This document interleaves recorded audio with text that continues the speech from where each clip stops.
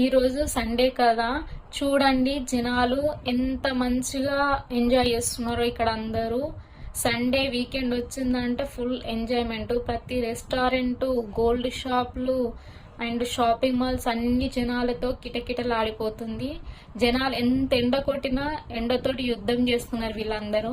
నువ్వెంత అంటే నేనెంత, అంత అంత రేంజ్ లో ఉన్నారు.